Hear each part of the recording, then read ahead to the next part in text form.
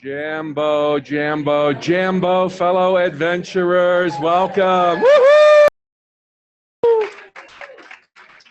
Please come on in, have a seat. We're honored to be in your presence. I'm Mike Dooley, and I am with Tracy Farquhar. And Tracy will be channeling Frank, as you know. Due to the recording constraints and the broadcast worldwide and intergalactic, it's important that we stay seated, so that's why I'm not on my feet right now. And I'd like to welcome all of you and thank you for having the open mind and the open heart to be here. We are super excited about this. Frank has been, flashing and sparking and is also very excited to be here. So we will get underway very, very shortly in moments. And what we'll do is at first I'll kick it off with questions for Frank. And then we will be taking questions from both the live audience and from the those watching in through the broadcasting system. So let's see, how you feeling, Tracy? Feeling good. You doing good? Yeah. All right. Well, a little quick summary for all of you. We are celebrating the upcoming release of Frank Talk's first book, Frank's first book, From Deep Space with Love, a conversation about consciousness, the universe, and building a better world, namely our world.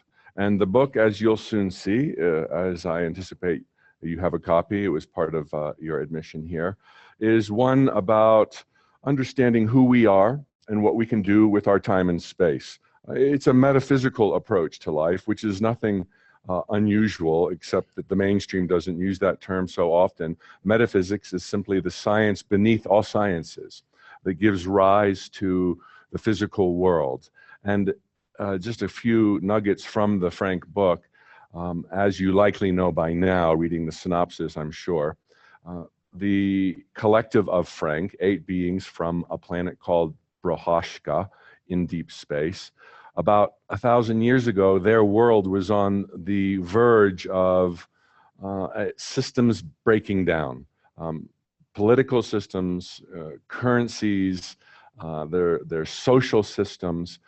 And it was because of, if you will, unwise or poor decisions that were made leading up to this potential crises. And through decisions made by, at first, a very few on Brohashka, that many in the world, their world, resisted, there became hope. And gradually more and more people let down their resistance. And ultimately, their systems all collapsed, which wonderfully made way for better systems. And those better systems, which at first were thought to be, fraught with poor intentions by those who doubted them, actually led to what is now a rather, by our standards, utopian existence, where they have had success on every front, collectively and individually, in commerce and in the arts, and amongst their citizenry, cooperation, appreciation, openness. And as they developed technologically and in all other ways, including spiritually and through consciousness, they started to wonder who else is out there, as we already have been wondering who else is out there in the cosmos that we might be able to relate to, that might have a self-reflecting consciousness as we do. And more, after they discovered and found that there was lots out there, lots and lots, they wondered if anybody out there, any planetary civilization, might be going through what they once went through. Because while our ultimate enlightenment, I would say, is utterly assured, it might take many lifetimes, many millennia, millions or billions of years, we're eternal beings, so we got time. While it's ultimately assured, it is not assured on any given path. And I think the evidence of failed civilizations on planet Earth tell us as much. And so before us, just as it was true before Frank's civilization about 1,000 years ago, there are some forks in the road. And their intention would be, and has been, to find perhaps on a humanitarian mission, others about to make some big decisions.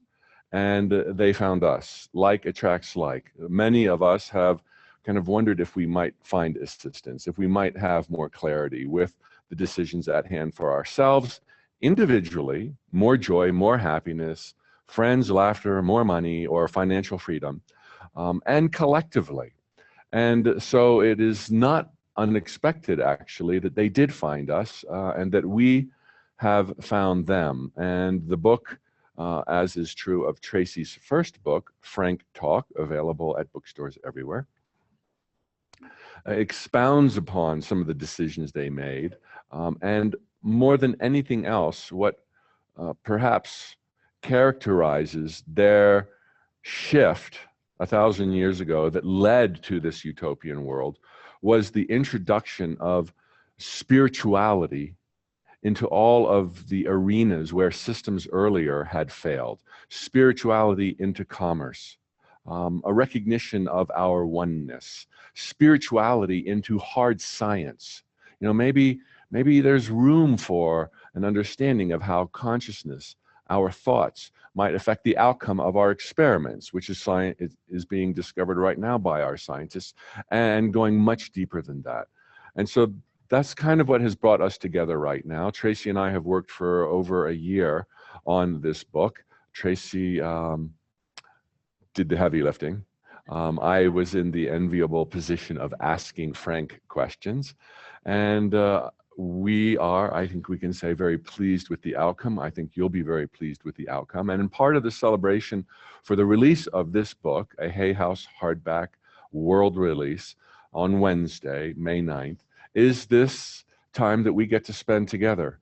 I'll ask Frank a few questions off of the questions that have already been asked, but maybe logically questions that would succeed those questions, new questions. And then we will fairly quickly turn over the questioning to both the live audience and to the viewers in cyberspace. So one of the first, so let's have a moment of silence. That's me. To allow Tracy to connect with Frank. And it could only help if we all just breathe relaxed and deeply, perhaps with eyes closed, to create that space.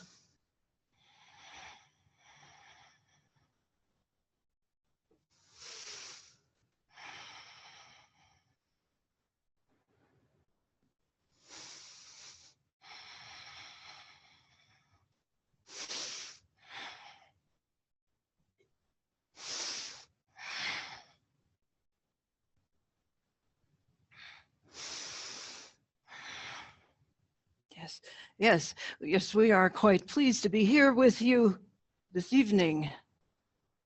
Welcome, Frank. It is an honor for myself, and I'm sure shared by everyone in the audience, far and wide. Are you fully aware of what exactly is happening right this minute? We absolutely are quite integrated with the process of this evening's event, and we are extremely excited to be here with such a highly conscious audience. Well, it's our greatest pleasure and honor. I wondered, not fully understanding how you grasp time and space, were you able to visit these coordinates perhaps earlier than our arrival? Have you already previewed tonight, or are you kind of on the wave's edge with us right now? Both. Both. Pretty sneaky. Have you been checking in on us, perhaps, if we might say, in the last year since the book was begun, or was it further? Was it perhaps something we colluded upon prior to choosing this lifetime, which is a pretty fanciful thought, but there was a long process in planning our arrival and ensuring that the energies surrounding our messages would be most beneficial to the delivery of those messages. In the work of the team that has helped to bring these messages forward, and in the gathering of the audience to receive them. And so there are no accidents in the way this has evolved. And so I would take it from that answer that you've been working on this perhaps prior to our awareness of it? We absolutely have, yes. Well, that's exciting. And are we on time? There is no time. But yes, this time is the best time of any, not only for the energetic support, but for the evolution of your planet at this time. There's never been a time where the population of your planet was in a greater sense of being poised to receive this information. And in spite of that, we're not too late because things are getting kind of wonky out there in the world. Well, there would be no point in us being here if that were the case. You would just skip on over us. See you on the other side. This was not an easy process, you see. And so we would not have put so much effort into this if you were doomed.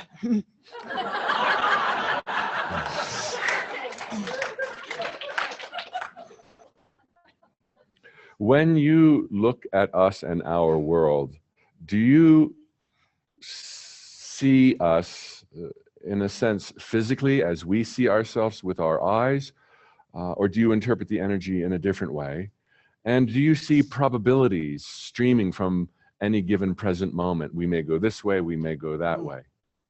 There is a combination of visual, energetic, and sensory information that allows us to see you through the energy of our consciousness, which is being projected to you. And so while there is a visual sensation, it is not the same as you experience with your eyes. And there is an energetic sensation which allows us to see the possibilities in front of you, which is what we hope to encourage you to see, despite what you see with your eyes. And do you see things as starkly as we see? Like, for example, if I mention the pyramids in Giza, do you see 3 pyramid-shaped objects that are aged by time? We do, but we also see the energetic component of that geometric structure, which is quite powerful. I have recently read a book that speaks to the creation of the pyramids, several books, in fact. And I know that it's a point of great curiosity amongst us, and it perhaps will hint or lead to other questions. But the 2 different books I've read said that they were created for several purposes, one of which was to, at the time, amongst a series of other pyramids, some discovered, some not yet discovered, were devised to balance the energy of planet Earth. Can you weigh in on that? They are conducive to the balance of energy, and they are part of that balance. They are constructed in a place in the planet where there are energetic vortices. And so those vortices are expanded and directed with that geometric structure. And again, this was not by accident. It was at a time when your civilization was much more in tune with the energy of the earth and the energy of the cosmos. It was just part of their energetic awareness. You have drifted quite far from that awareness at this point in your civilization's history. Mm. Is it true that they were part of a series of pyramids that were scattered around the earth? This is what we have come to understand, yes. Mm-hmm. And when you say you've come to understand it, I often feel I want yes or no answers. But sometimes yes or no answers are not as readily available, perhaps not because there's a lack of knowledge, but because there's different pasts and different futures and probabilities and parallels. Can you explain why you said this is what you've come to understand rather than this is the case? In your question was the assumption that we had seen them, these other pyramids, as they were standing on your Earth's surface at a certain moment in time. This is not exactly what our experience has been. And so it is a difficult process to explain when we are expanding beyond your perception of time and space. And so there is no yes or no that would satisfy that linear concept of time. The other purpose of the pyramids, I was told, that particularly the Great Pyramid on the Giza Plateau, was that the chamber inside was meant for an individual, a human being, to occupy it for days, weeks, or months, and somewhat be catapulted consciousness-wise into other realms. Is that a fair statement to your knowledge? It was only one of the reasons for the construction of those structures. It was more or less an experiment to see what that energetic component of that geometric shape would do to the consciousness of an individual. It was in some ways successful, and yet it was not exactly what was expected. And so while there is an element of raised consciousness which can be affected by that geometric structure, it was not exactly what they were hoping for, which was more of an astral projection. Was not quite experienced in that way. Is it fair to assume that you have complete knowledge of the pyramids? We do not. It is limited by what we are able to perceive in the element of consciousness that it comes to you, which is, again, limited by our perception of time and space and our limited vision of your history. We are more connected with the present time in the way that you perceive that present time, because that is what we have come to talk to you about.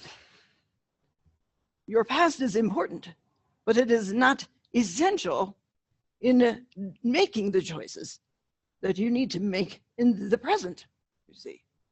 And while you may have great fascination with these elements of the pyramids and some of these other mysteries on your planet, there's also much to be gained by sitting in the energy of mystery, see? And so, first of all, an explanation of any of these energies would diminish that mystery. And it would diminish the mystery of what is to come for you, see? And so we encourage you to find a fascination in the mystery, but to not necessarily search for the answers to those mysteries at all times.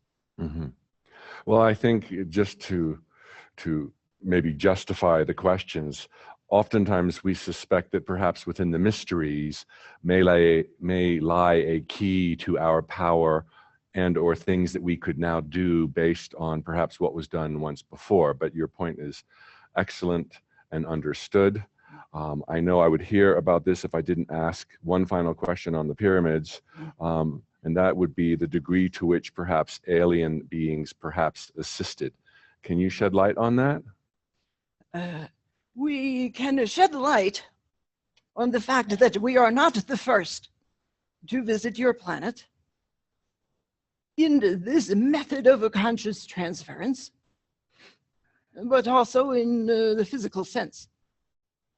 And any being that exists energetically, consciously, physically on the planet has an influence on what occurs on that planet. And so, logically, would be the conclusion that there was alien influence that perhaps created the knowledge of power in that geometric shape, influenced the ideas to create such a shape, but perhaps the idea that alien influence has created the shape itself has been a bit exaggerated. Mm-hmm. Mm-hmm.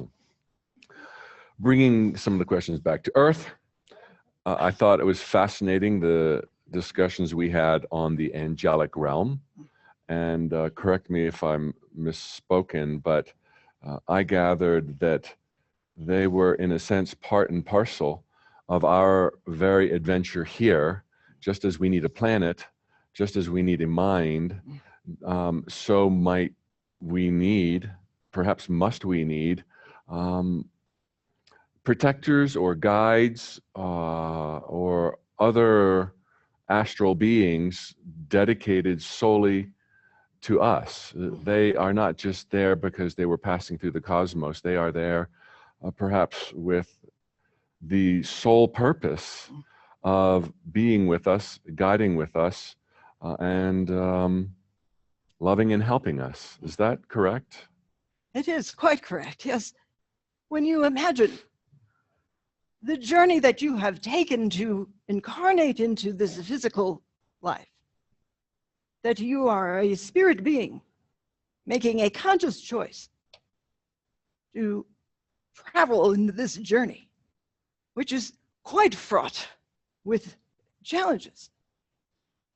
It is essential that some energetic guide be present. Otherwise, it would be much too daunting, and you would most likely not choose to come here at all. And even with that energetic guidance, you often feel that perhaps you made a mistake. And so the knowledge of that guidance, the energetic sense of it being centered within an energy of love and support is essential for your continued progress through the challenges of the physical. The physical existence is quite a heavy one, full of dense energy, and yet the angelic presence lifts that energy up to a better understanding of what you really are, if you allow it.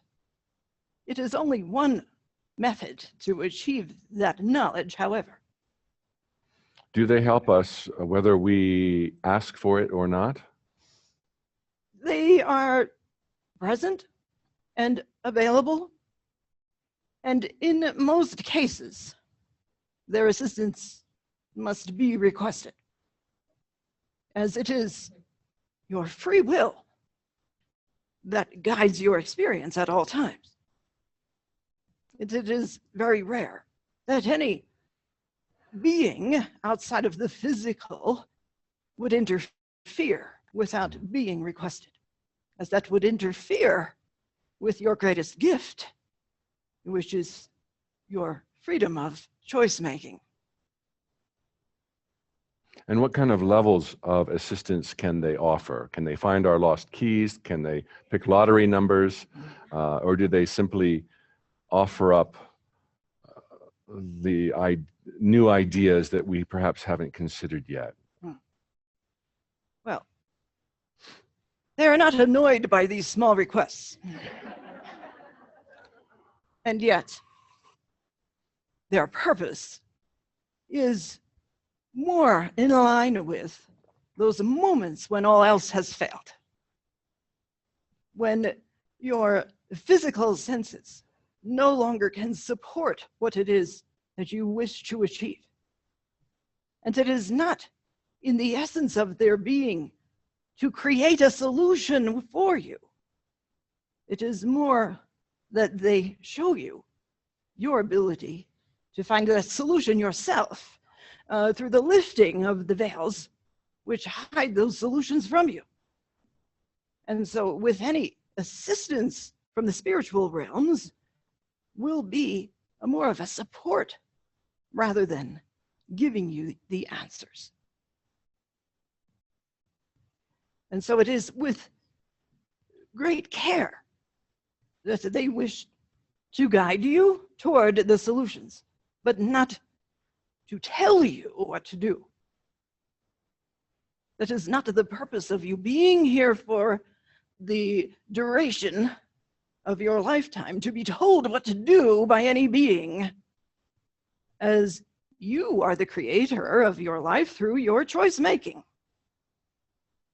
And so why would any spirit being want to interfere with that, as it is a sacred part of your existence? Do they help us as much in the sleep state as they do in the waking state? Is that irrelevant? It is sometimes easier to delve into the deeper levels of consciousness in the sleep state, as the conscious mind tends to block any spiritual experience in some beings. Mm-hmm. And you say to tap into this, is it as simple as asking a question? Are there rituals? Are there crystals? Are there tools? Are there any props that might facilitate this? And can you make a suggestion or two as to how we might best leverage angelic guidance? We find that ritual is a very powerful tool in raising the consciousness. And yet, it is not the ritual itself, it is the intention behind the ritual.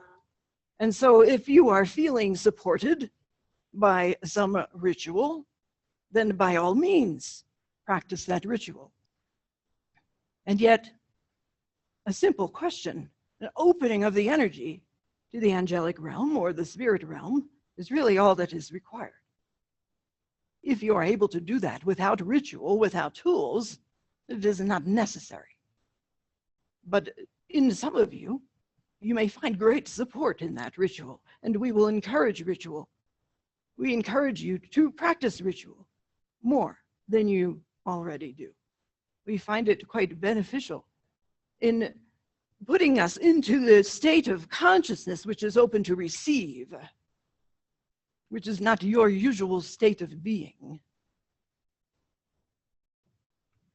And so the rituals of meditation, of crystal energy, of music, these help you to alter your consciousness to the degree that you are open to spirit energy and to your higher consciousness. And so, yes, we will encourage that, but it is not necessary for everyone to do the same ritual to connect with any spirit being, including the angelic realm. Is it true, as some religions tell us, that we each have a guardian angel, that sole purpose, function, and reason for being is us alone? There is an essence of a being whose purpose is to support you in your life's path. And yet you will have other guides, other angelic beings at your beck and call at any time. And so while it is true that you will have what you may refer to as the guardian, it's not quite what you may think. This being is not guarding you, for that implies that there is danger at every turn. This being is there to hold you in the energy of your own power and to remind you of that when you forget. is it independent of us, or is it a part of our greater self? It is part of your soul family. And it is a being who has agreed and decided to perform that role as part of their conscious evolution. And I would then assume, obviously, we can ask for that entity's name and create a relationship with it. You can. Understand that the name will be what resonates with you and not necessarily what this being calls itself.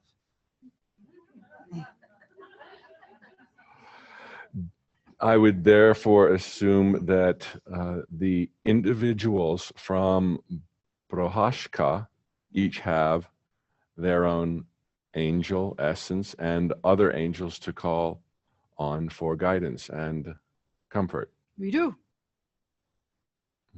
Do you frequently ask them questions? Do you frequently ask for guidance and help? Or do you get to such a state where it's just ever present and ever available? We ask for support in the knowledge of our own wisdom. We ask to be reminded of what we already know. We ask to be centered within our own intuitive state.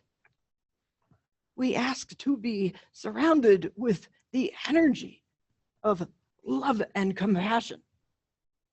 For there are times when we forget all of those things, as we are physical beings just as you are.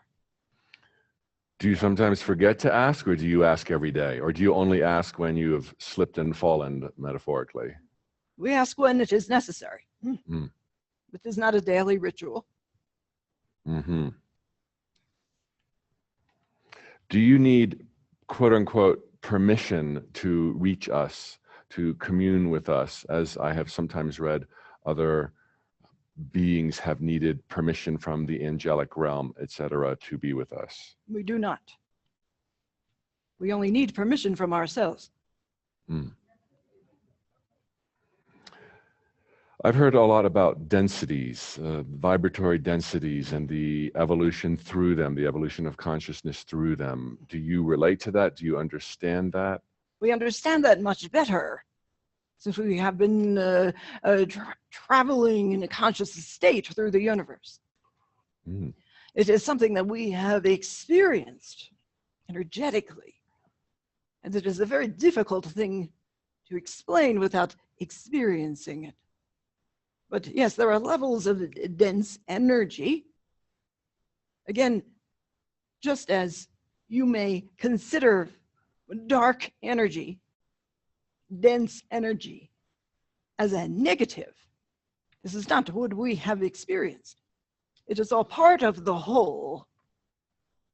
And so there will be energetic fluctuations in the universe, just as there are on your earth, in the physical matter of your earth, in the energetic surrounding energy of your earth, and in your own physicality. Energy is in constant fluctuation, and there will be areas that are in a different state than others. There are energy pockets in the universe that we have found quite difficult to navigate through, just through our consciousness.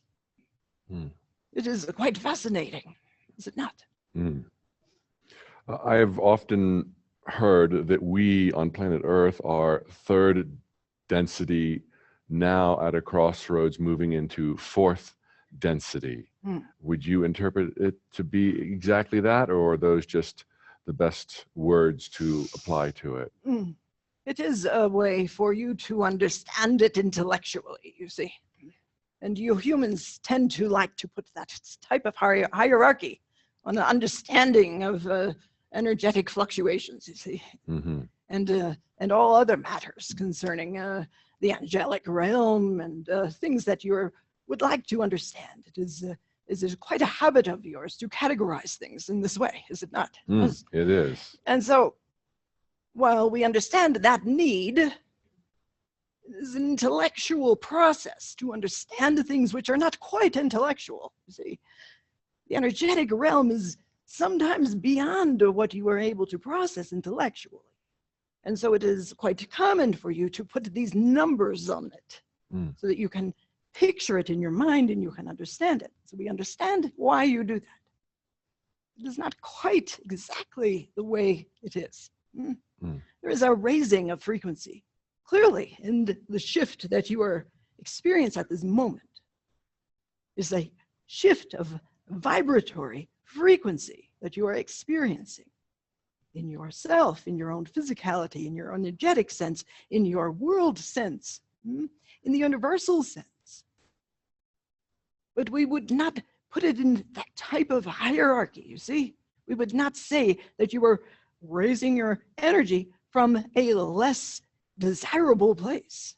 It is simply a different state of being, which is part of your evolution, which is the natural state of being, you see? All things evolve in their energetic state. That does not negate the lower energies. It does not say that the higher energies are better. It is simply part of your evolution. And so what we would encourage you to do is to understand that all change and fluctuation is part of the natural state.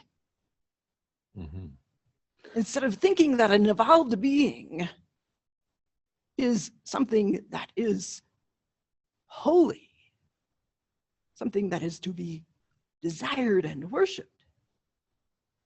It is simply being in the state of evolution that we would encourage you to desire. And the, for lack of a better word, vibrations that are now changing, that you have spoken of many times on our planet and within ourselves, are they more conducive, these new vibrations, to any particular type of expression or of being?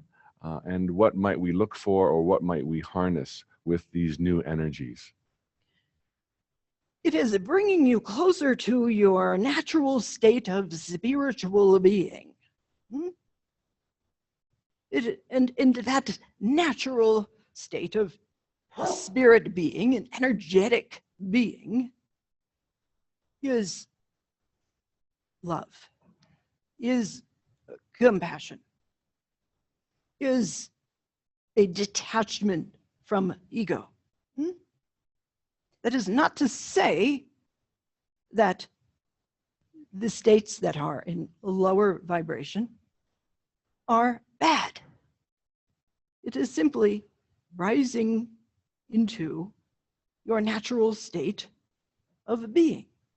It is more resonant with that natural state of being. It is more conducive to a shift of consciousness, which is more loving, which is more compassionate, which is more conscious of its influence on the whole.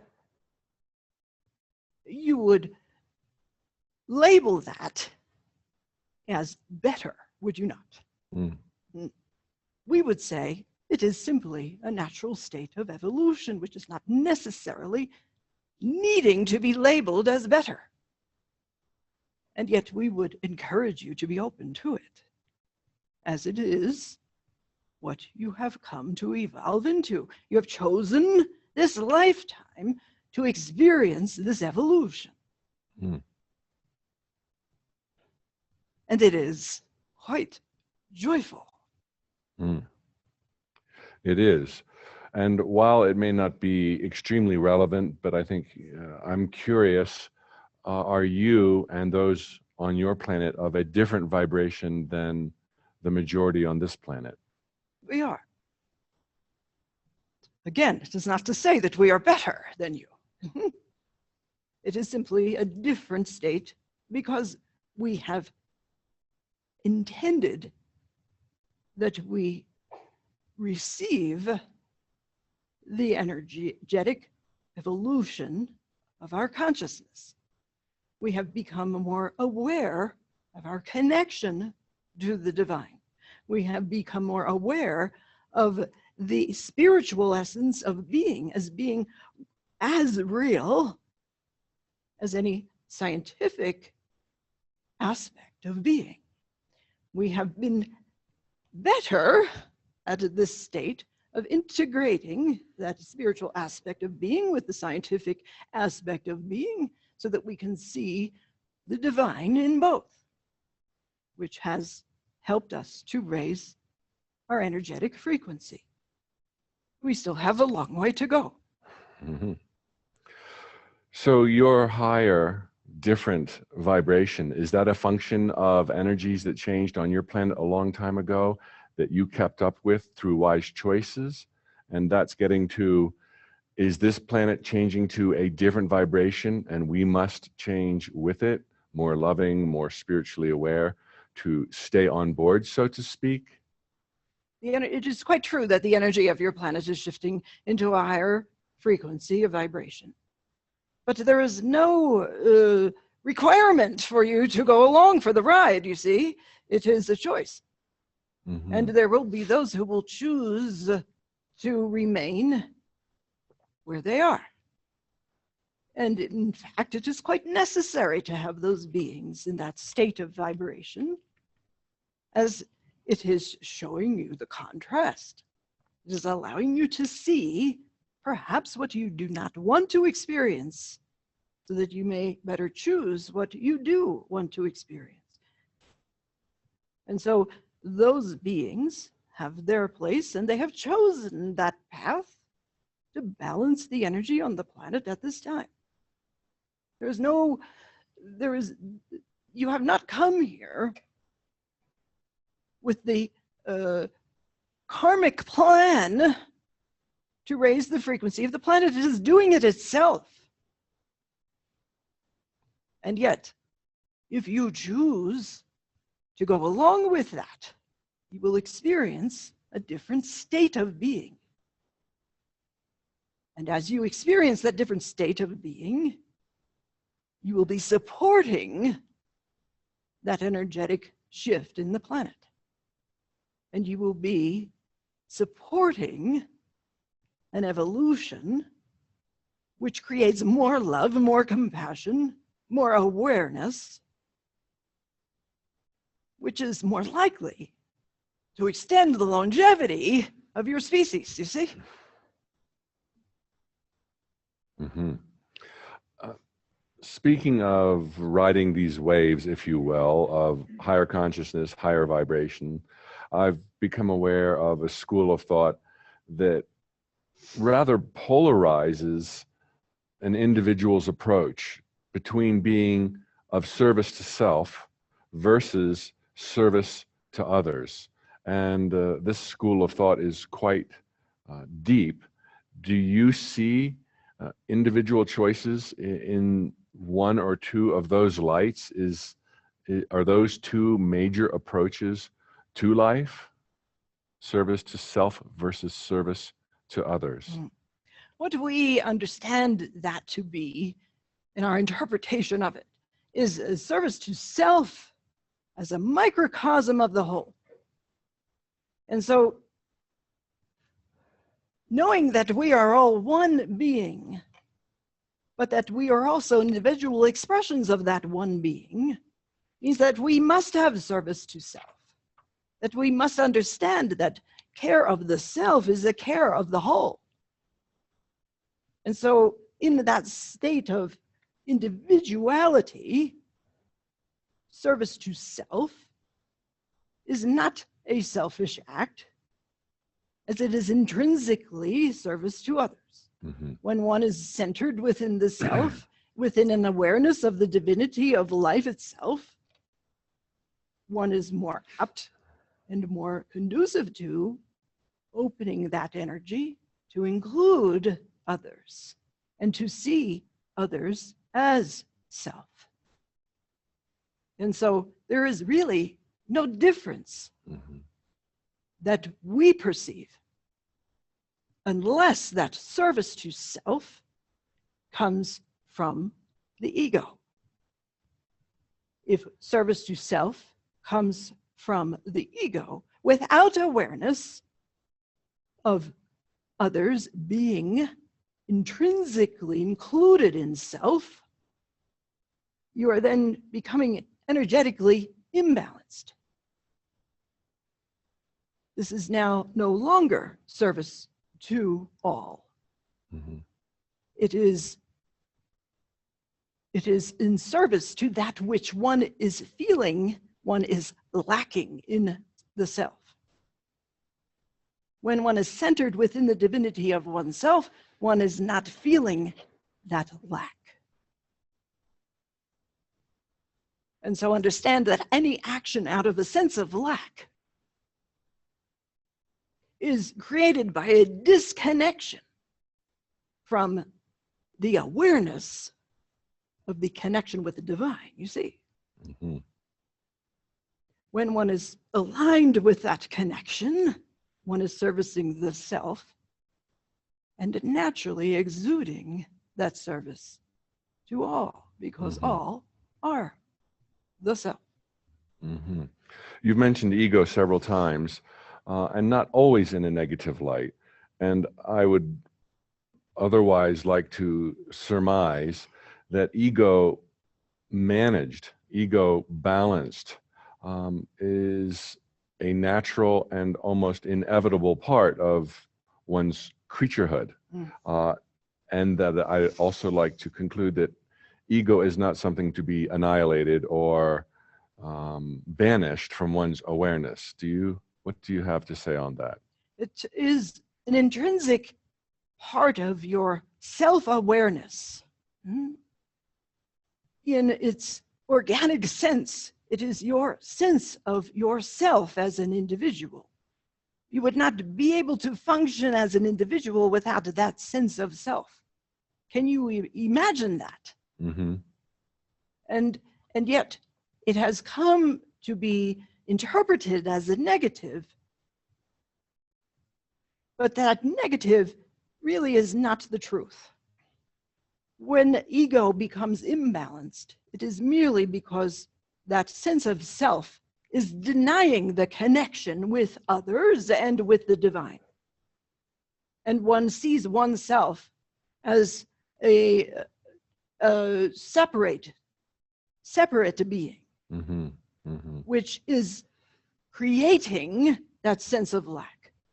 When we are feeling separate from the divine and from other beings, we will seek to fill that sense of lack with perhaps material things, perhaps with a sense of being important, with a sense of being someone who can create change in the world through force. Mm-hmm.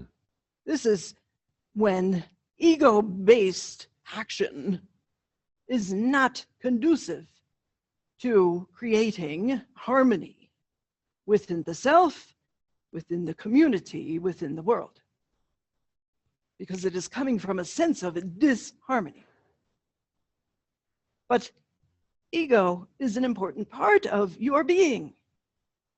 You come into this incarnation with it. If you come into this incarnation with something, it is not to be banished. It is not a mistake. It is not a part of your sinful nature to feel yourself as a divine and holy creature. And when self-love is actualized, that sense of separate ego does not exist.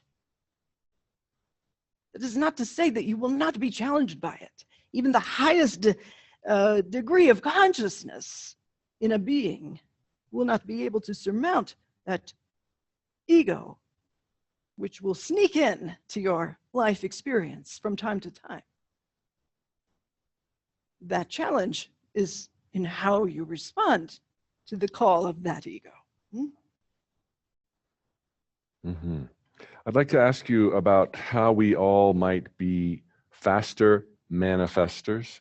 And I don't want that to be interpreted from a sense of lack, because of course, wanting to be a faster manifestor means that you feel incomplete. But for example, you humorously mentioned you all, Prohoshkins, have a long way to go in understanding the beauty of the cosmos and all possibilities. So for you even, while manifestations might not require or include the desire for a shinier car, it might be for tackling denser energy forms that you found hard to break into in the past. So the question about being a faster manifester is not necessarily one pertaining to material possessions alone. How might we make stuff happen quicker in our lives, whatever our choice or focus may be? We would suggest that you stop trying to make things happen more quickly. We would suggest that not be your goal. What we would suggest that your goal will be, should this resonate with your sense of truth within yourself, is to expand your energy to the greatest degree, to experience life to the greatest degree, to expand your joy to the greatest degree, in its own time, as you evolve. And so, allowing joy to enter your state of consciousness is much more effective than seeking it.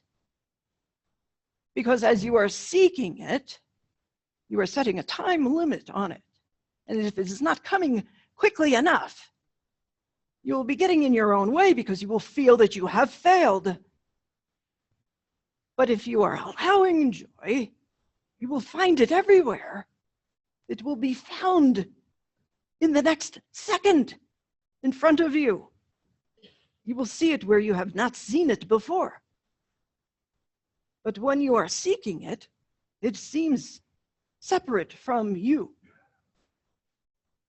And time will not move quickly enough for you to find it. And so what we would suggest is that you stop putting time limits on your life experience. And that you simply open your energy to receive what is in your highest good at all times. And then go about enjoying your day as it is presented to you in your life's path. For that is where you will find all that you are seeking, but only if you stop seeking it.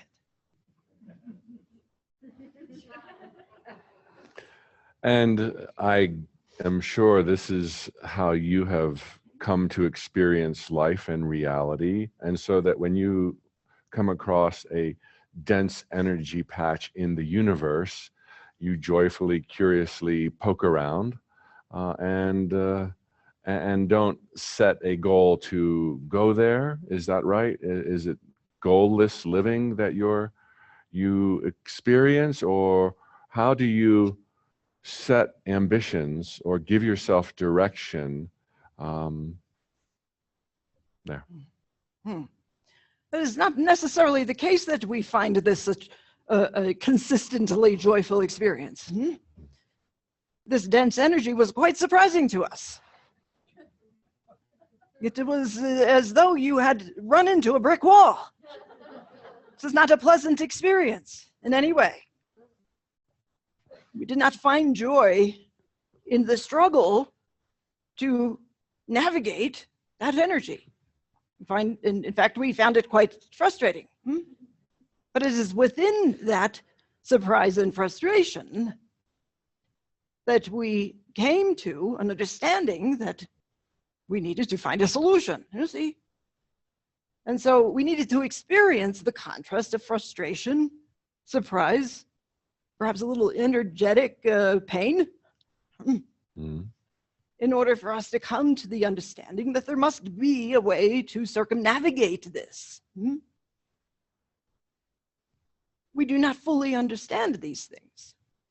We are not supreme beings with all knowledge, you see? We are still learning.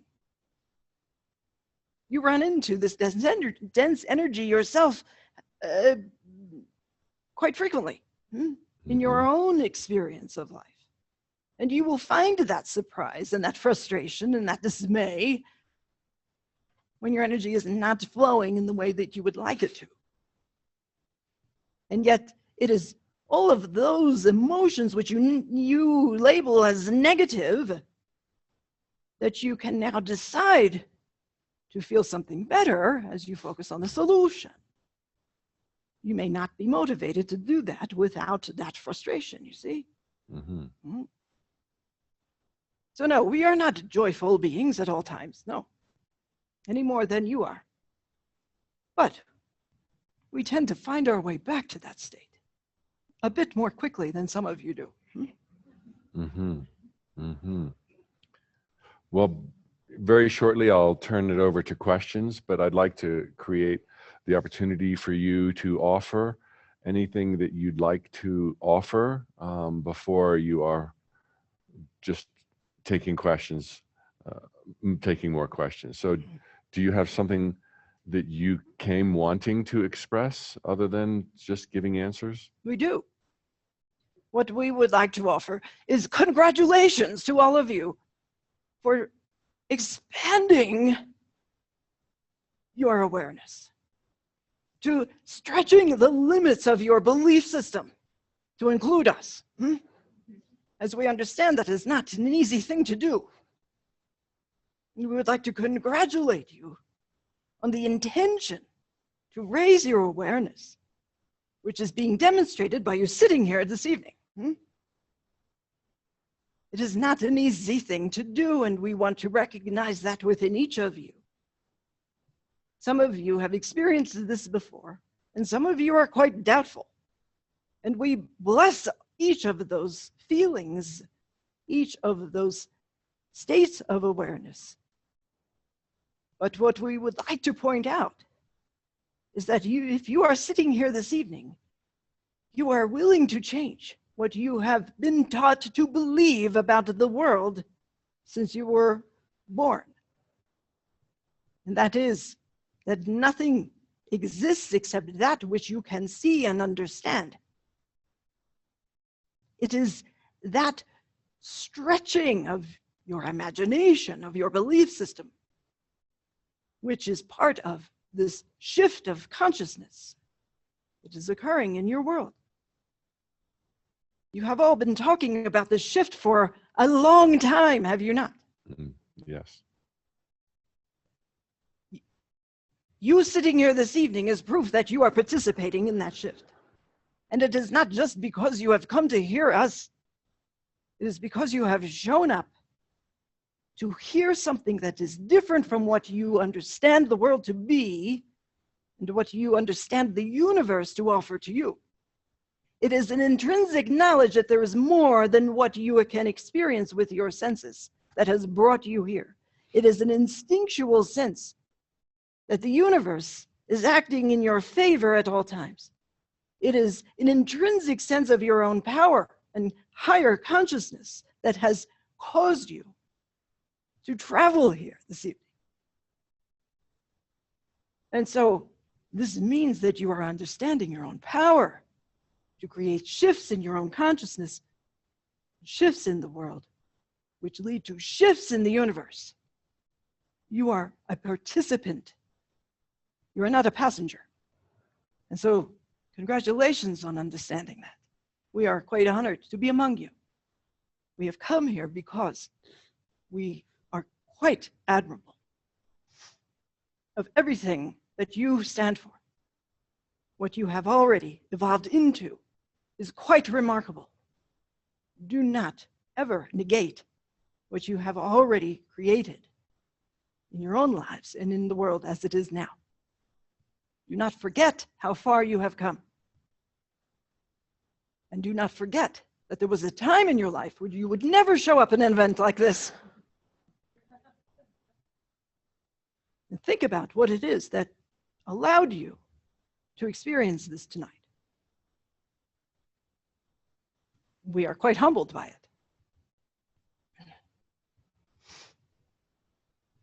Would you like to answer questions now? We would. All right, let's take the live audience first. And what we'll do is ask you to stand in a single file line behind the microphone on a stand right there.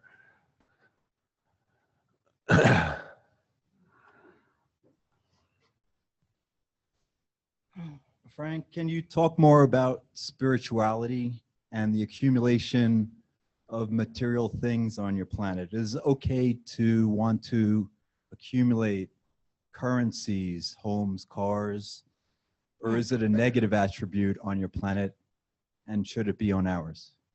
It is not a negative in any way. It is part of the sensual delight of being in a physical, is it not? We would like to remind you that it's not the currency that you crave, just what that currency will allow you to do. It's not the physical accumulation of material wealth that you crave. It is the sensation, the feeling, the emotions that acquiring those things inspire in you, is it not? It is what you have come here to do, is to experience joy, to experience a sense of just feeling what it is to be human. And so there are many experiences that are being offered to you which help you to feel that aspect of being human. Why should you not seek them out? And so, again, we want to stress that the intention behind the desire is what will lead to either the fulfillment within the experience that you are desiring, or the sense of emptiness, no matter what it is that you accumulate. If you are seeking to fill an emptiness within, you will not get very far, no matter what you accumulate, no matter how much wealth it is that you amass. And yet, if it is to experience all of life in its many aspects of joy, you are more likely to feel fulfilled. And so, to label those things as negative, I think, is really negating what it means to be human. These things are not placed in front of you as a challenge to see how you will react, where you are not being tested by the universe to see if you can resist temptation. You're simply being asked, what is it that you would like to experience? And there is no wrong answer. And if it is a Mercedes-Benz that you will wish to experience, then by all means, seek to manifest that. But if you are looking for that Mercedes-Benz to give you a sense of purpose, to give you a sense of being an important person, you will not find much fulfillment, as it is coming from a place of lack within the self. You see? Does that answer your question? Yes, thank you so much. Thank you. Frank, I have a curiosity I wonder if you can help me with.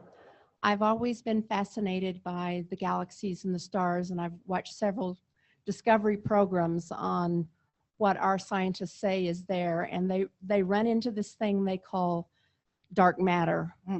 And I've recently hypothesized that it's possible dark matter may have some kind of correlation with the creative matter from which our physical entities are born. And I'm just wondering if you can tell me, am I totally off base, or do you even have knowledge of this? Can you help me? We would say that was a very wise extrapolation of the information you are getting from the Discovery Channel.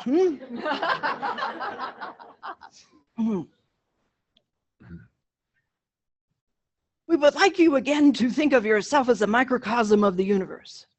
Where is your own dark matter? How do you express that dark matter in your existence? And what does that mean to you? What is birthed within your own dark matter? And how much focus do you place on that?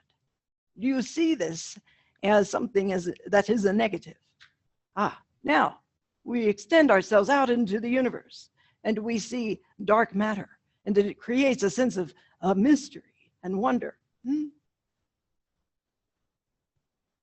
This is the first experience of what you are seeing on the Discovery Channel, is that sense of wonder and desire to understand. We are not answering your question. This is true. Aha. So, as there is a balance of energies within you, there is a balance of energies in the universe. You see? There is no one energy that creates anything. The energy that creates all things is all things. If you are intrinsically connected to the divine creative energy of the universe, then you are part of the creation of all things in the universe. That includes your own dark matter. It includes the dark matter of the universe, you see? And so there are many energetic forces in the universe that birth the stars. We will not attempt to explain that to you. We will leave that to the Discovery Channel for you. All right. Thank you.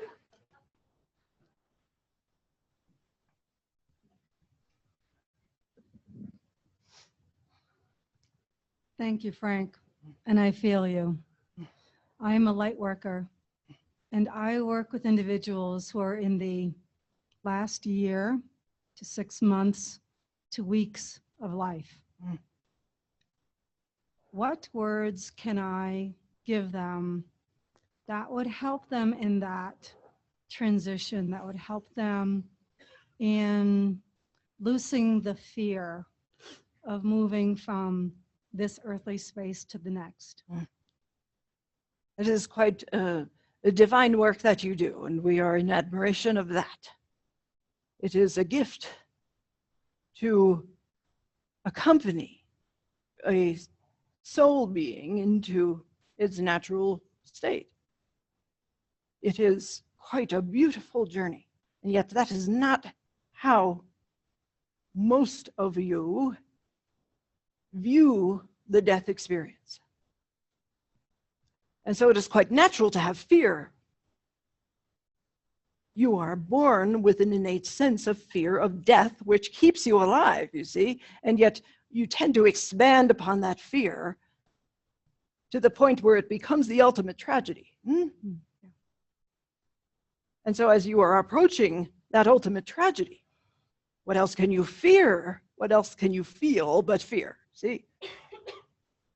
And so it is quite unlikely that you will have the ability to unravel that lifelong sense of what the death experience is. And yet, in your state of being a light worker and understanding the natural aspect of this transitional experience, you can simply hold the space for this individual to experience that transition in whatever way that being chooses to do so. Because again, it is the choice that is creating the experience. It is going to happen whether this person is resisting it or not. And the actual transition will be just as beautiful for that being that resists this as it is for the being that understands that it is a divine and holy experience. And so what we would recommend is that you simply surround this being with the love and light that you know awaits them in that transitional experience. That you set the intention for them to experience that in the highest sense of their being. They will, but with your help and energy, perhaps they will understand that before they actually leave the physical. But do not feel that you have failed if they do not. There is never a death experience that is not a chosen and that is not a beautiful. Does that help? Thank you. If we might take a question from the internet audience now, is there one perhaps ready to go, Bob? Yes, the first question is from Barbara. Barbara asks, what are the steps a human can take to also become a channel of consciousness or of other beings like yourselves? The steps that one may take to choose this experience is first choosing the experience. Setting the intention for this to be part of your personal growth first. Again, we were coming back to Mike's question about individual growth as it pertains to the growth of the whole. This experience must have something in it for you or you will not choose it, right? And so, what is it about you that wants to have this experience? What is it within you that is causing you to desire that experience? If it is a need to understand yourself a bit better, if it is a need to experience the divinity of your being, then this will be a fulfilling experience. And you will be more likely to open to it. If it's a need to prove yourself as being some miraculous channel, perhaps it will not be so fulfilling or successful. And so we would ask you to come into the center of yourself and really understand the inspiration that is causing you to desire this thing. And if you are feeling resonant and comfortable with that desire, then we would ask you to set to the intention to open your energy to receive that information from whatever higher being it is that you wish to channel. We are perhaps simplifying the method, but the steps toward that really aren't that difficult.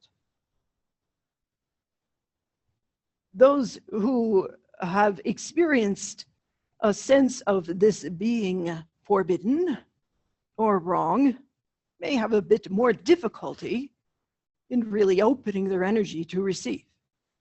And most of you would fall into that category in one way or another. And so there are some beliefs that you may want to work on as fear comes up. Every time fear comes up in this state of consciousness, it is something that must be dealt with, as it will interfere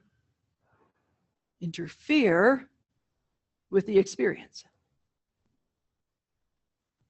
And so it is trusting oneself, trusting one's sense of higher connection with the divine, which will allow you to open your energy to receive. Coming into an inner state of being sometimes requires some meditation, some quiet time, in whatever way you choose to experience that. And being supported in an energetic way with other beings around you is also important. Feeling safe, setting an intention for this to be a higher consciousness experience will help you to drop any fear of connecting with the lower energies. That is a good place to start. You can then see what comes in through your consciousness. You can try writing down what comes in through your consciousness. It is also a good place to start. See where it takes you from there. Doubt will creep in. The logical mind will argue with you that this is not a genuine experience, and it will be your choice whether to proceed or not, based on what your logical mind is telling you versus what your spiritual self knows is the truth. And this is where many people give up. This is quite all right, as it may not be something that is in your life path at this time. But if you are feeling drawn to it, understand that it is available to all. We hope that is a sufficient answer. Frank, I would assume you don't channel. Your planetary citizens don't have gatherings like this where they channel other beings. You once said that you no longer meditate because you already have an all the time open consciousness. So I would imagine the purpose of channeling would be to get more knowledge. You more proactively go out and get it. Or do you now, or did you at one point channel others as we are now channeling you? Here's the difference. It is more of a natural experience to us to receive information from higher beings. We do not call it channeling. It is simply an intention to receive higher guidance, which comes to us a bit more easily than it does through, for instance, this channel. It's not necessarily a conscious awareness of channeling within our civilization. See? And so it is more of a sense of requesting and receiving. It is not necessarily a sense of needing to come into an altered state of consciousness to receive. Thank you. Next question. Hello, Frank. Hello. I have a question about the shape of a torus, Toretto shape. I see, I've been getting information that it is actually the shape of our breath, and that it may be the shape that the expansion of our universe is actually a torus, so it expands and contracts. And I've been experimenting because I've been guided to use it with healing and with bringing peace in personal situations. And I'm wondering if you have more profound information on that and ways it can be used to heal and also to help people through the transitions that are happening now. Can I ask, what is a torus? A torus, it's an expression of infinity that it kind of wraps in on itself and comes back out. It keeps wrapping in and coming back out. Again, there is a matrix of geometric shapes within the energetic universe. And those shapes often represent the flow of energy, which supersedes matter. And so it is something, though, that you must find yourself intrinsically drawn to, as you are, to really experience it in the way that you wish to. We do not have an answer that is going to satisfy you here. But what we would encourage within you is an expansion of your intuitive sense of what this shape represents in your intentional healing work. What we would recommend that you see within this shape is the expansion of energy and the contraction of energy, which is a constant within all life forms, within all energetic senses of matter in the universe. All things are created by a constant fluctuation of expansion and contraction. And there are many ways to represent that. And if you are feeling drawn to that sense of energy, then it is quite profound to you in the work that you are doing. And so as a healing modality, you are helping the individual to express their own expansion and contraction of energy, which is helping them to feel more powerful within the intentional expansion, the intentional contraction. Do you understand what I'm saying? I think so. Thank you. Another question, Bob, from the internet. Our next question is from Sandy. Sandy asks, what is the most important thing that we earthlings can do at this time to move this lovely planet forward in consciousness and transformation? How can we help? It is simply being aware, number one, that consciousness is moving forward. It is simply being aware that consciousness is evolving within yourself and within the world. You cannot be aware of that when you are focused on what you feel is a backward movement, which is what you are seeing with your eyes at this moment on your planet, is it not? How can you continue to believe and be aware of this conscious evolution when the contrast of that is being shown to you in the physical senses? This is your challenge at this time, is it not? This is where the polarity is occurring.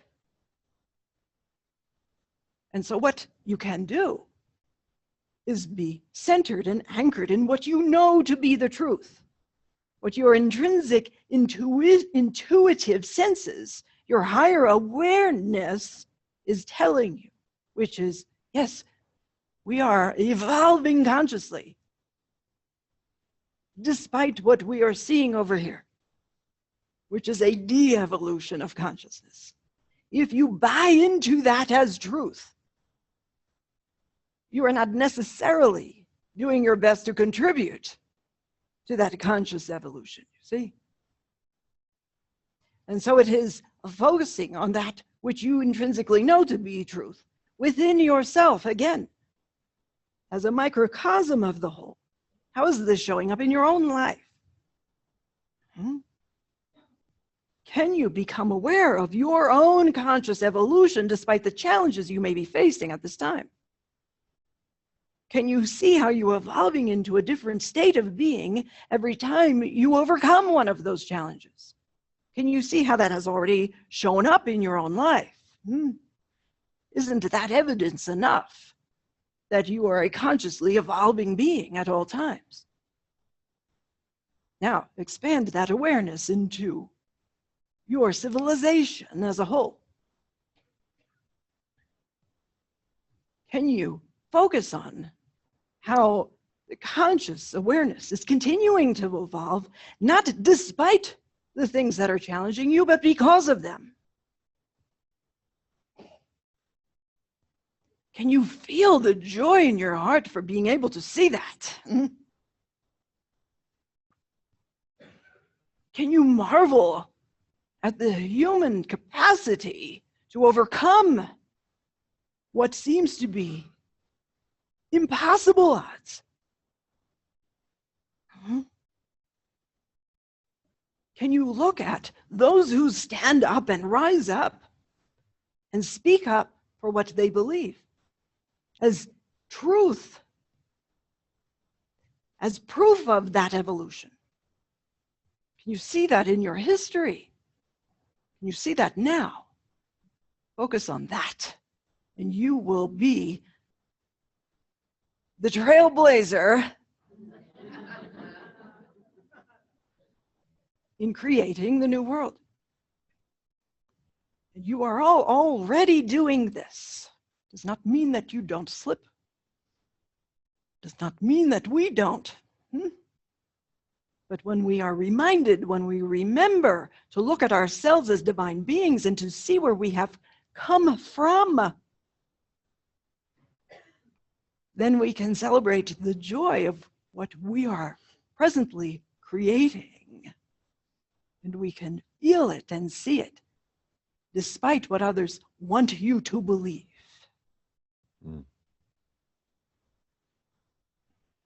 Thank you. Kimmy. Thank you, Mike, for hosting.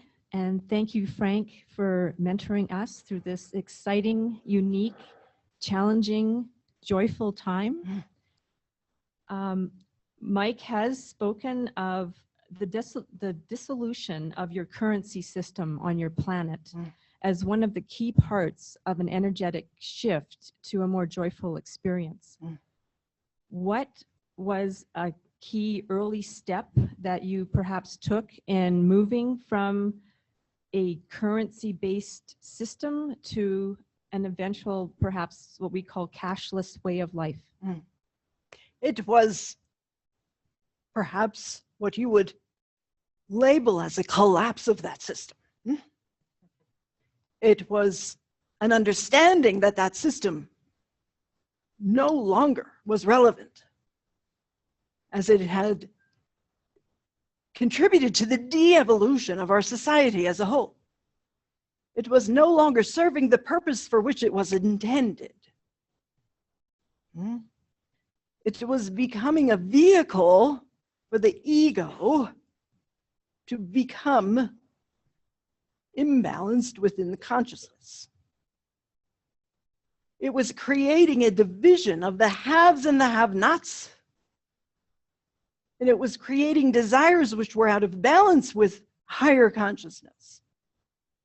Again, it is not to say that a material desire is necessarily creating imbalance, but it was the monetary system which created a sense of wanting to hold the individuals in a state of lack so that they would constantly be striving for material gain. Within that system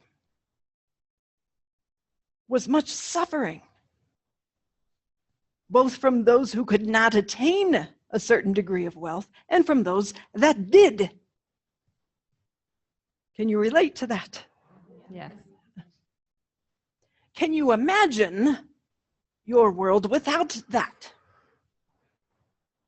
Can you imagine the freedom of inspirational creation that would be allowed in a system that is no longer based on material wealth? Can you imagine the creative expression that would be encouraged among those who do not need to amass wealth to live? Can you imagine the cooperative aspect of all beings who intrinsically and from an intuitive sense of compassion support each other? Is that not what you all hope for?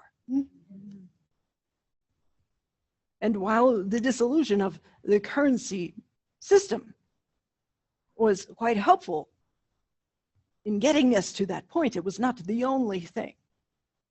And it was not an easy process. But what we would encourage for you now is to see if you can create a different relationship with your monetary system as it is now.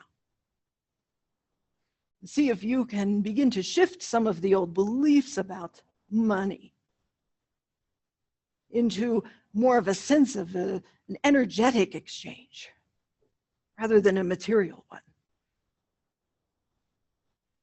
This shift in the importance of that system may lead you to a point where the system itself can change. Does that answer your question?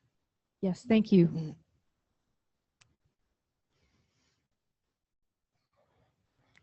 Bob. Our next question is from Kelly. Kelly asks, is Jesus consciousness or other past gurus accessible to us as you claim you are to us? It is not only accessible to you, it is you. The divine consciousness is who you are. The individuals who came to earth as the teachers were simply setting the intention to bring their wisdom to the masses. And so their divinity is just the same as yours. It was their intention that was different, you see. And so seeing the consciousness of these individuals as something to aspire to is quite a desirable thing. It is something that you may want to achieve. And yet understand that it is not beyond your reach. It is not something that needs to be seen as separate from you. It is you. You have simply covered it up with a belief system that says that you are less than that. And so when you think of the teaching of Jesus or Buddha or any other divine teachers, what is it that those teachings are all based in? Loving compassion, community, sense of oneness. Is that not your own truth? And so it is accessible to you when you remove the belief system from your consciousness that says that you are not able to achieve it, that you are simply this lowly human who cannot connect to anything that is intrinsically divine and holy. That is not why these teachers came to be worshipped, to be seen as separate from you. Their teaching was all about us being connected. And yet you insist on placing them on a higher state of being than yourself. I can tell you that that is not what they wish from you. As you experience the divine within, you're expressing your appreciation for their teaching. That is what they have come to achieve and what they continue to work with you in achieving on this earth and in all the universe. See? Thank you. Christiana. Hi, Frank. I just first want to express my deep gratitude for the efforts you've undertaken to do this, and deep gratitude for that previous answer that you just gave that really touched my heart. I am just excited to see where this book is going to go, as it led to a thinning of veils for me, and I think it will for many others. My question is, as a sensitive person, and as many other sensitive people are present in this room, do you have any advice that you would give those of us who feel energy quite intensely during these transitioning times to make the path ahead a little bit more easy? This is a good question. And again, it is that sense of being a sensitive being, which can sometimes be labeled as a negative within your society, is it not? And yet it is that sensitivity which allows you to experience the full richness of your being, not only your own being, but your connection to all others. And while this is a divine state, it can be quite challenging as you connect with the challenges of others as well as their joys. You connect to the pains of others as well as their inspirations. That experience, again, is dictated by your intention, as every other experience will be.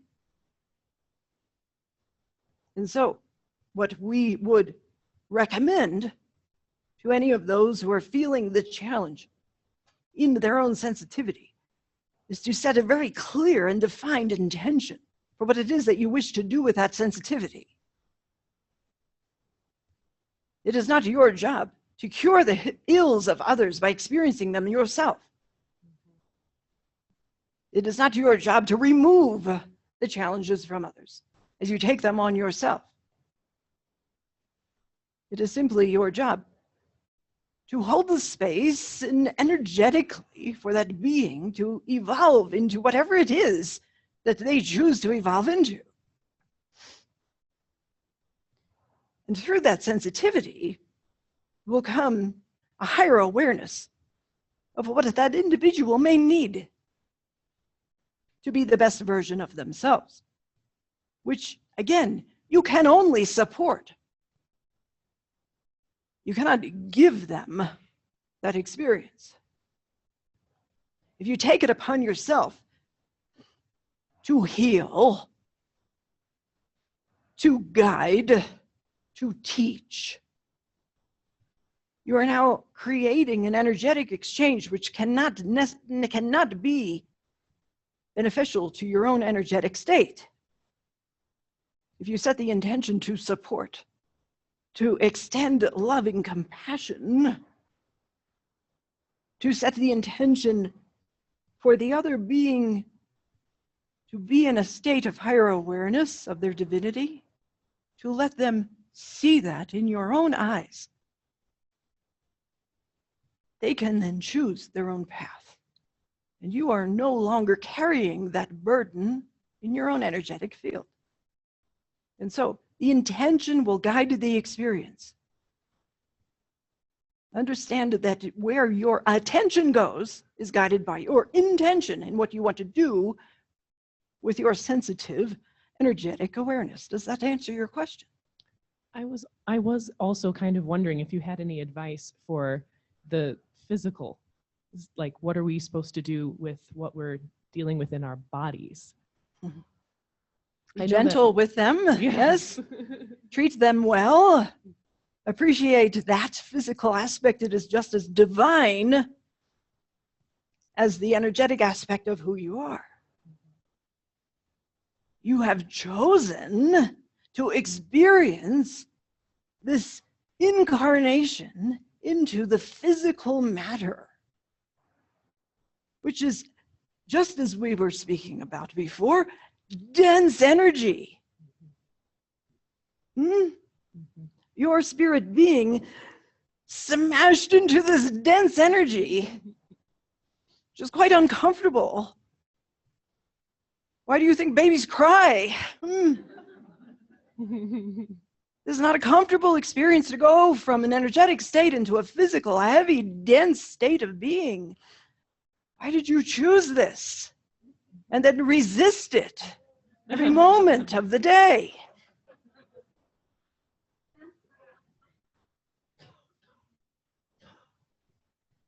How can you create joy in that experience? There's an appreciation of the physical body in whatever state it is in, whether it is your friend or not, whether it is serving you or not, whether you are a healthy state of being or not.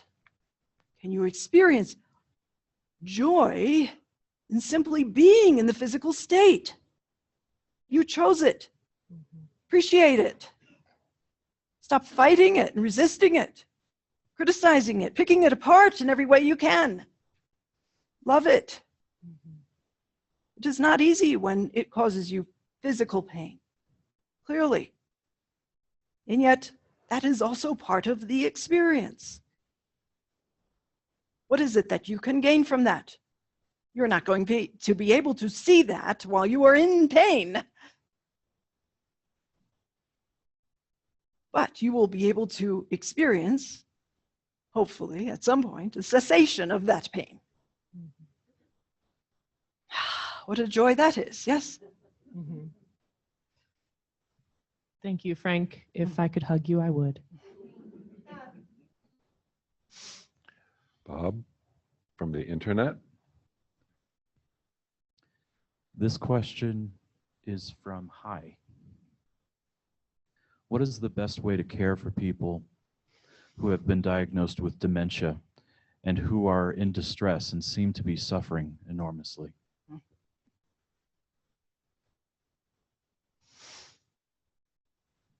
It is, first of all, by understanding that your interpretation of their experience may not be what they are actually experiencing. Understand that all experience is being interpreted through your physical brain, which has been programmed by your own experience and understanding of the world. You must understand that this is a limited source of information for you, yes? It is miraculous and divine in its own state, yet it is not the whole truth. And so, while it is true that you will see a state of suffering within these individuals, understand that in that state of what you define as dementia is a constant fluctuation of consciousness, which is bringing them in and out of what you deem to be the physical conscious experience of this incarnation. the way that you experience this physical incarnation is in quite a steady state of energetic fluctuation. You're understanding each moment as it occurs. You're choosing to look back, to look forward, to be in the present. Those that are experiencing what you label as dementia are traveling between widely fluctuating experiences of dimensional reality. And it can be quite confusing because it is not what we would experience in a natural state of incarnated being. Understand, though, that there are also quite joyful experiences within that dementia when those beings are able to connect with lost loved ones, with joyful experiences in their past, with a sense of what is to come in the spiritual state of being that they are traveling to eventually. Those moments of suffering and confusion are temporary, and it is only within the conscious brain waves that are resisting that traveling that suffering occurs. And so do not always believe what you are interpreting others' experiences to be.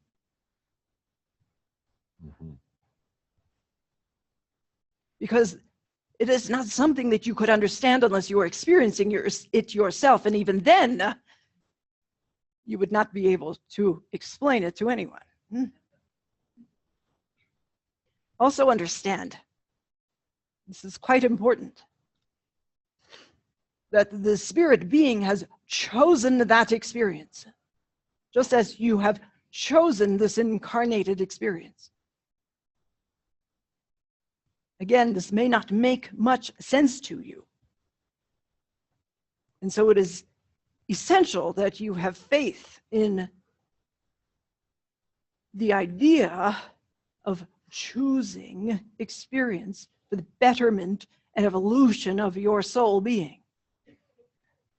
And so that means there is something in it for them,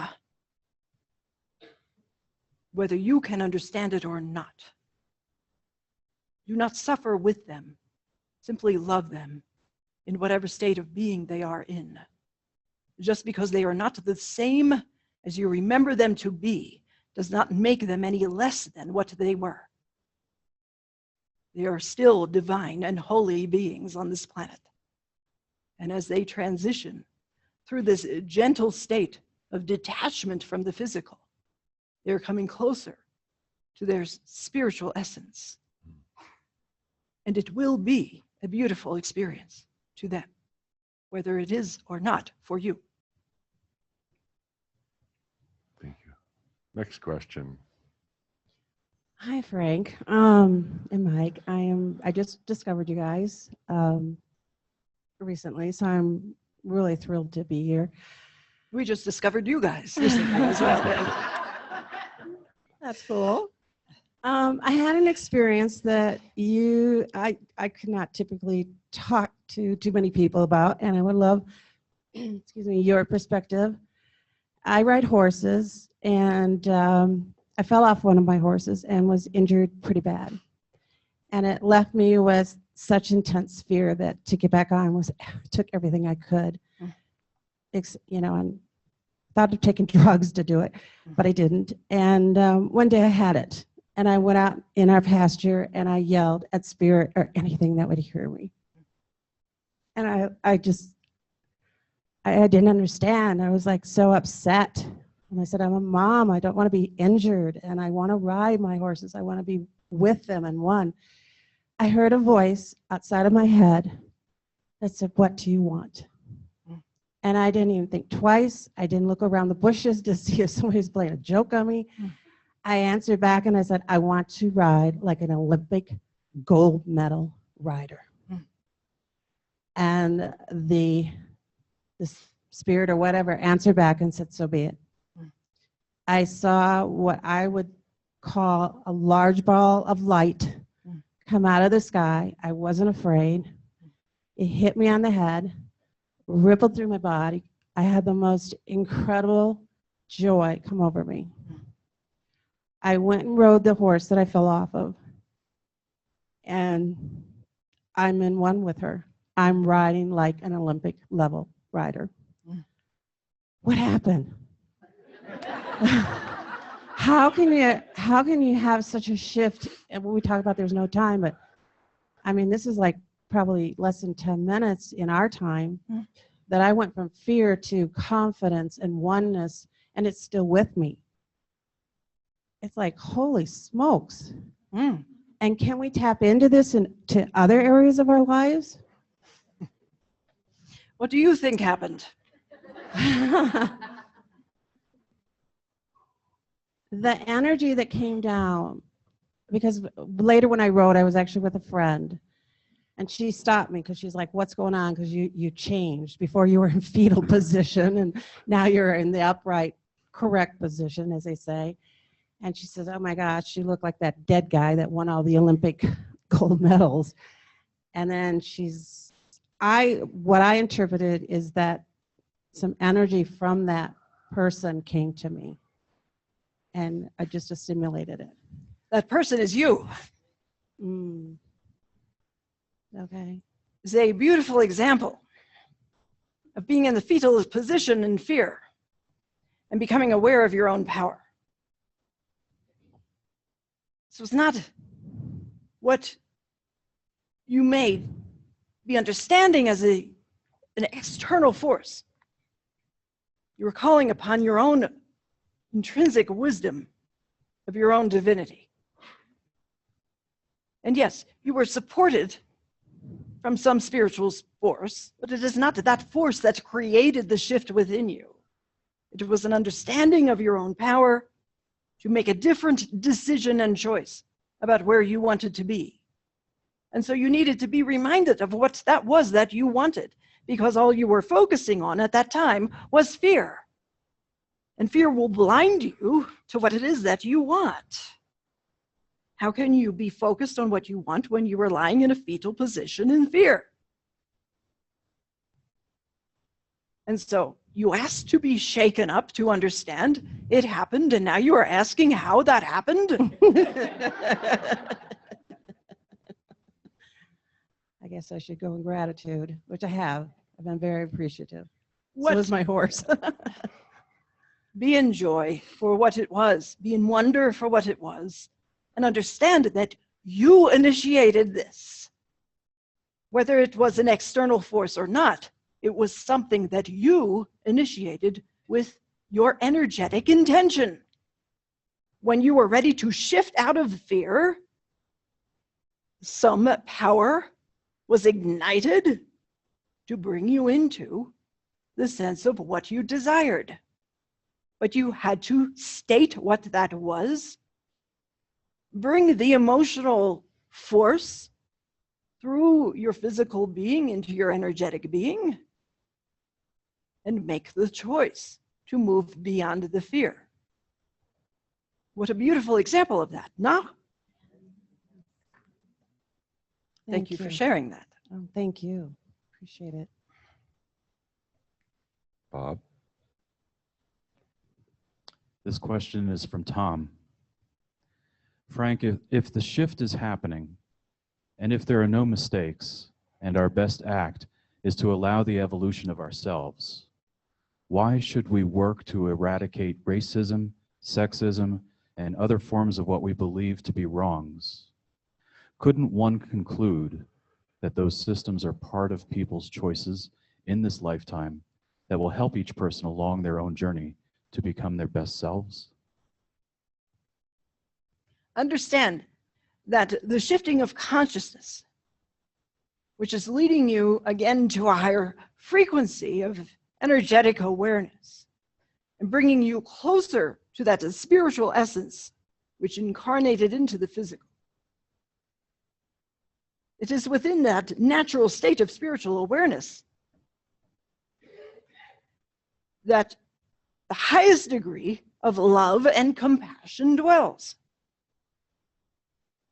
Anything that is not in alignment with that natural state of being is not going to feel good to you.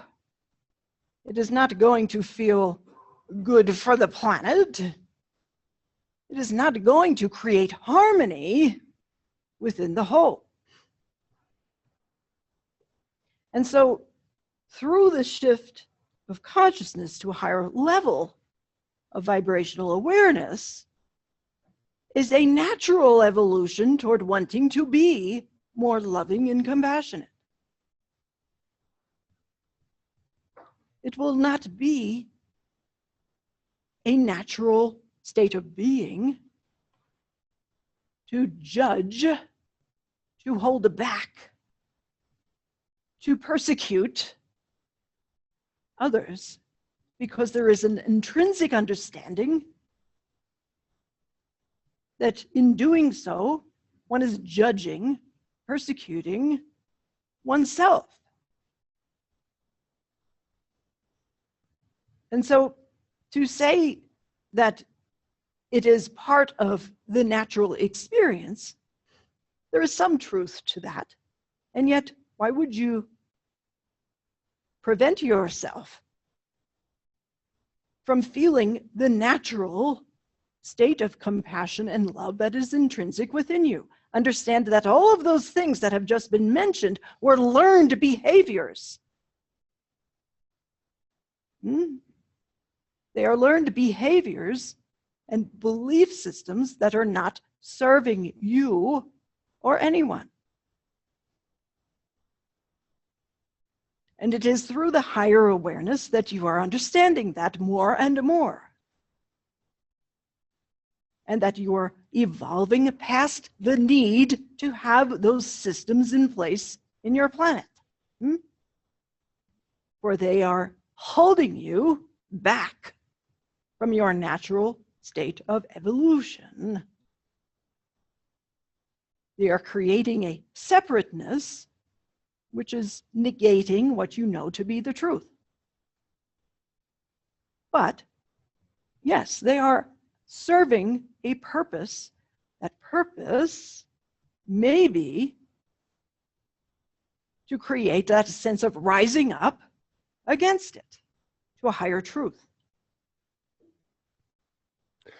It might be that the questioner was asking, in addition to our own waking up and abolishing those kind of perspectives, would it be appropriate at this time to have laws and perhaps mandate the abolition of racism, sexism, etc.? I think maybe that might be a tangent of that question, to impose it on those who are not ready to give it up. Again, that is part of the uprising, is it not? To speak up and say this is not allowed in our society. And that is what a law is it not? And so it is representative of that rising up when laws come into place to abolish those things which are no longer resonating with our sense of oneness, compassion, and love.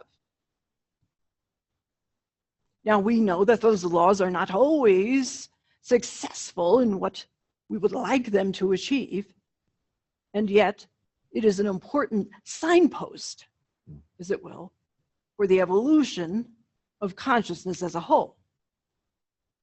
However, even when there are no laws, higher evolving consciousness in the individuals who are understanding the need to be more loving and compassionate will just naturally evolve to the place where those things are not needed, you see?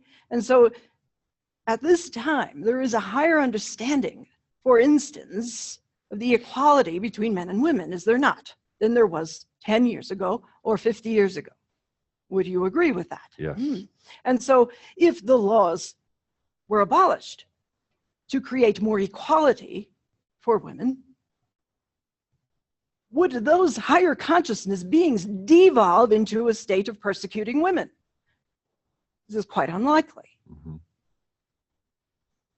And so, with the abolishment of some laws that you are seeing now, is also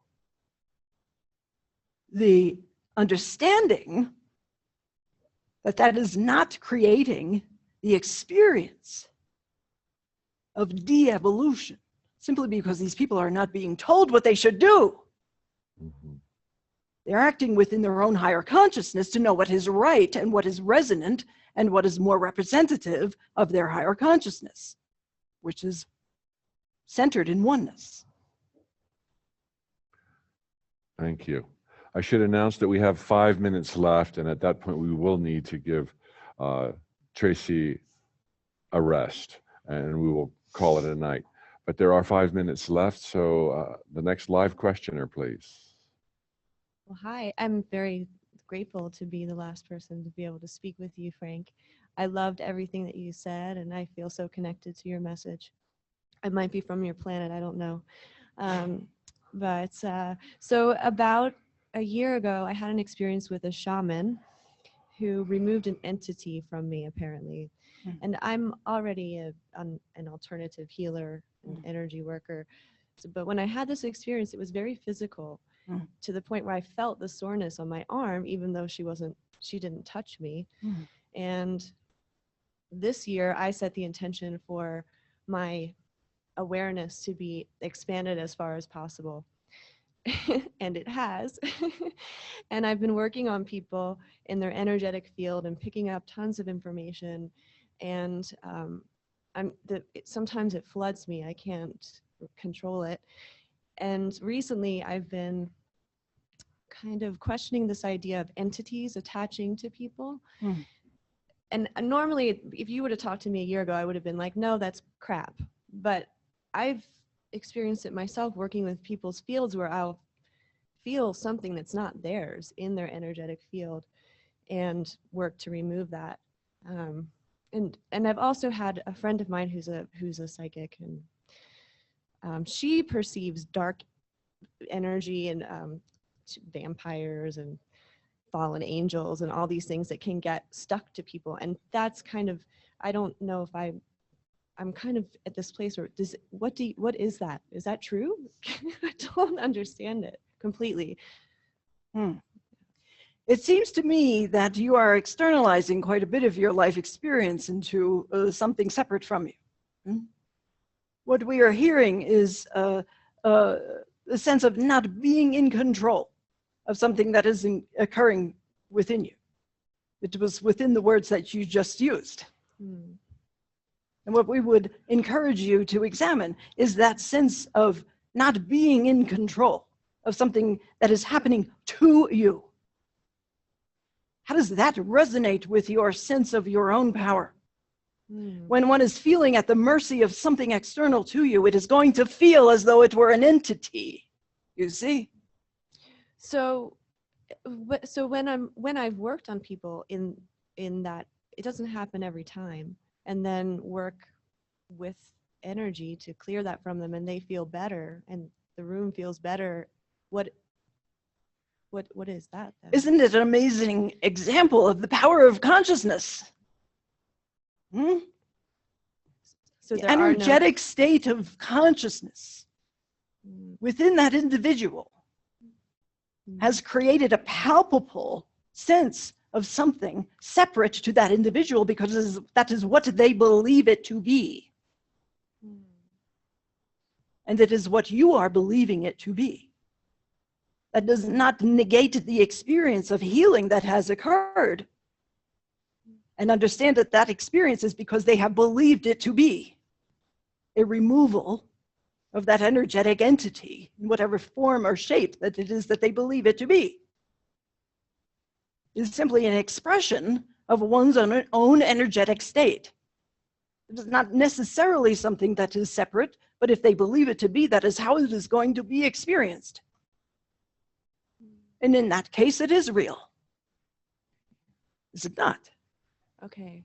Yeah. So that does make sense. That resonates with me. So so my friend who is a psychic or her A little livelihood is louder. a psychic. Her livelihood is she works as a psychic and she perceives these fallen angels and she goes into very many different types of these dark energies that can get attached to people. Is that just a projection of her own darkness? And Again, understand that the understanding of these experiences is being computed through the very logical intellectual brain, which has its own belief systems about what that experience is.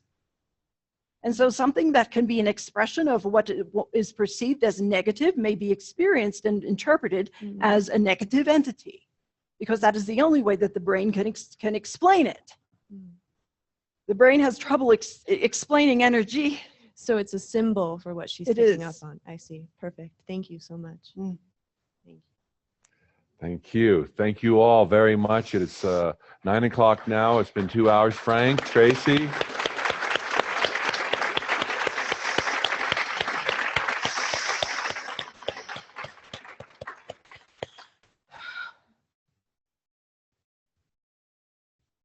Okay, we will call it a wrap.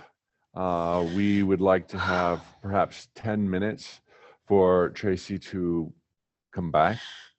And at that point, we will do book signings over here. We say good night to all of our friends on the internet right now. And for those who would like to stay for a book signing, please feel free to do so. Maybe take a 10 to 15-minute break right now. And during this 10 minutes, we will not be asking Tracy or Frank any questions. We'll just let her come back to a place of balance. Thank you all, everybody.